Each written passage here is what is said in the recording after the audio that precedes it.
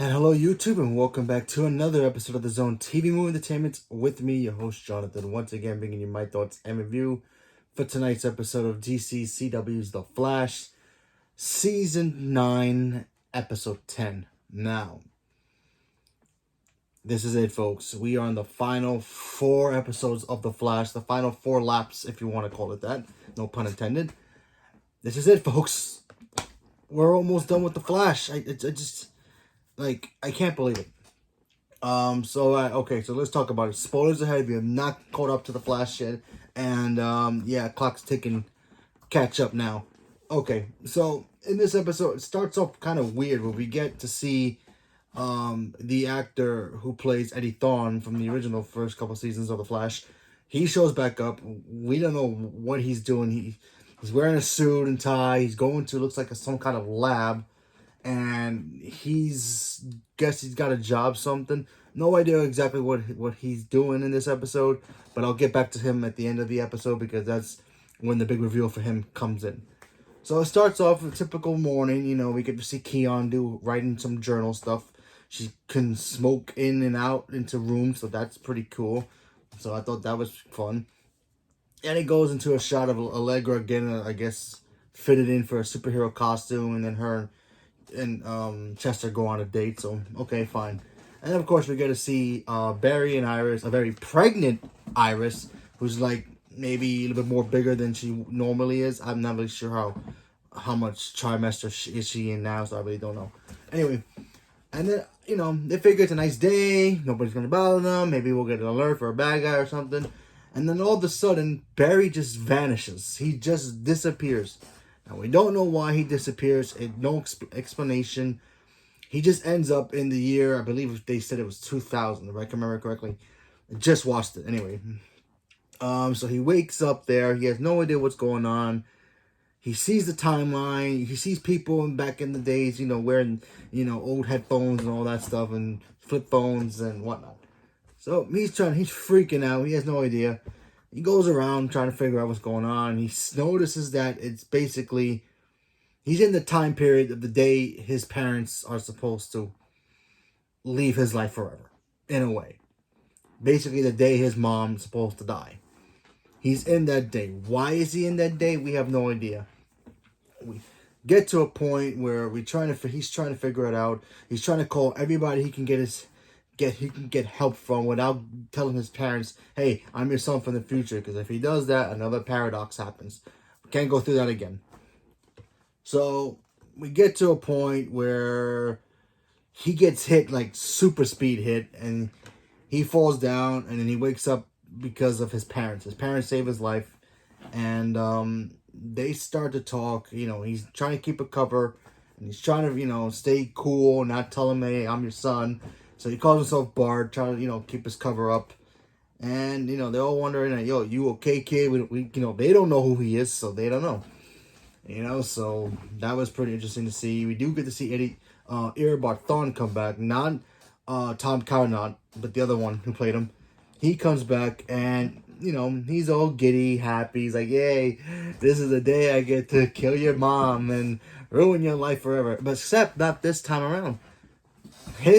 His new stick, which is kind of weird, is the fact that he's trying to kill Barry as a kid. Now, in the back of my head, I'm thinking, okay, if he does that, then doesn't he erase himself from existence? Because if he kills Barry, now he doesn't become the Reverse Flash or become obsessed with the Flash to become the Reverse Flash, you know? So, you know, his plans have little logics in it, but whatever. So, of course, Barry has to stop him, except in this case, there's another threat in this that shows up. If you guys remember the ending of last season, we got to see those blue crystals. Now, the blue crystals, I still don't know exactly what they are. If you guys know, leave a comment below. Let me know what you guys think about it, because maybe I don't remember what it is. But it had the same glow as Savitar. Now, I've seen some pictures online that suggest that Savitar is coming back in this season.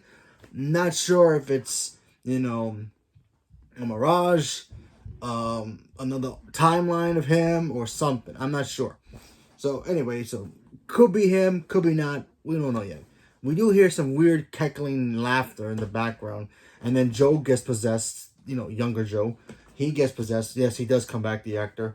And he starts to try to kill Barry. He's like, yo, this is the day. I'm here to take you out for what you've done in the future. Basically getting rid of Thawne in the future. So, remember when Thawne got ultimate power, when he had all the negative speed force together, and he was like the king. And then when he got rid of him, there was no king for negative speed force to have. So, it's just there, I guess, moping somewhere. Anyway, Barry decides, okay, I'm going to stop Thawne by the only way I know how. Letting him win. He lets him win. And now when you see this episode, you see Barry letting Thawne win. And you do see the other Barry by the door. Now everybody thinks at the end of the show is that we're going to see the actual fight between the two of them. But I think we just had it here. I just don't see how it's going to really end like that now. Because we just had it. We just saw our Barry go into the house with Thawne, do the circle fight like we were supposed to do in the first, like what we got in the first episode, but we never really saw the conclusion of that. Now we know. And it went back all the way around when we got that episode of how Thawne got stuck into the main timeline when he became Tom Cadenot's Dr. Harrison Wells. When he became Harrison Wells, we got to see that, how he got stuck there. He had no idea what happened when Barry took his younger self to safety. So we finally got to see all that, so that stuff was awesome.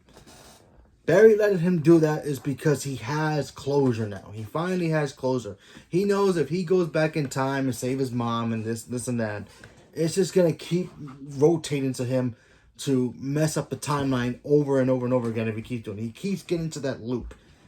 He can't do that no more. So he finally now knows that, hey, go ahead, kill my mom. Because I'm going to stop you in the future anyway, so it doesn't really matter. I need this to happen so I can be me. Kind of like if Batman decided to go back in time with Barry and save his parents, and it makes a paradox there.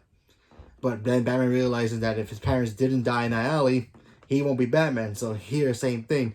If Barry's mom never died, and his father never goes to prison, he doesn't become the Flash. So Barry finally learning that lesson now. Finally, it took 9 seasons to not create any more paradoxes.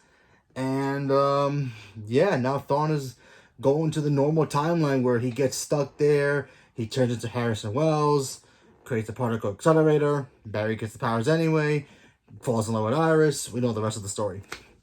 So the whole circle from the first episode all the way to now, beautifully set. Beautiful set that they did here. So I thought that worked very, very well. And then, of course, the big reveal at the end was the fact that we saw Eddie Thawne in a lab coat. And he looks out his window. Apparently, he's a scientist, apparently. I don't know if that's from the Earth or something. He gets struck by lightning, same way Barry did. And he gets powers. Now, difference is, if you look carefully, the lightning that hits him is the negative lightning. So, does he become the negative Flash? Something else? A negative Savitar? Whatever.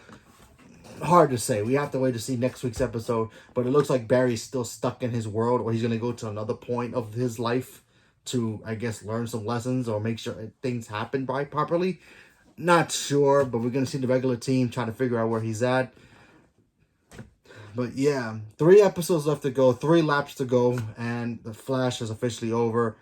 And then we can just look forward to the movie, I guess, even though it's very different, but still, you know what I mean. But yeah, good episode. I really enjoyed this episode a lot, and I can't wait to see how it's gonna end. So leave a comment below. Let me know what you guys thought about it. Do you guys think Savitar's coming back? Somebody else? Do you think Eddie Thawne is gonna be Dark Flash or whatever you want to call it, reverse Flash or whatever, another reverse Flash or something? Leave a comment below. Let me know what you guys thought about the episode. Stay tuned for more, and thank you very much, and have a good night.